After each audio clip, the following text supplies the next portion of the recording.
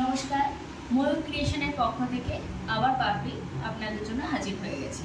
কলমকারি দেখাও প্রচুর রিকোয়েস্ট, তাই আজকে হাজির হয়ে গেছি পিওর কটনের মধ্যে কলমকারি।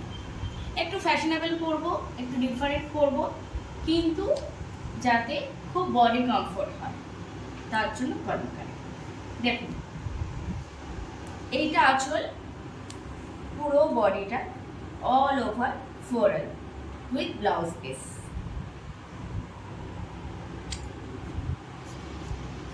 এবার আসি অন্ডরটায়। খুব সুন্দর, খুব স্মার্ট শাড়ি। দেখুন, এটা আঁচলটা আর এইটা হলো বডি